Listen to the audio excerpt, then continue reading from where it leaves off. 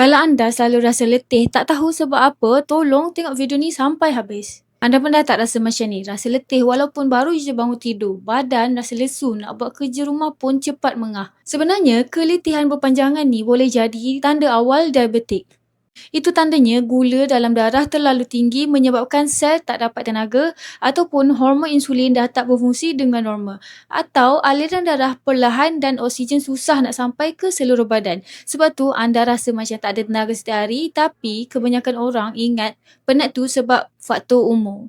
Tapi bila cek, rupa-rupanya kadar gula dalam darah dah tinggi. Kalau dibiarkan, boleh jadi makin teruk, luka jadi lambat sembuh, saraf jadi rosak sampai ada yang kena potong kaki. Jadi, mulakan dengan cara yang paling asas ialah dengan jaga pemakanan, kurangkan makanan manis, lebihkan sayur dan banyakkan minum air kosong.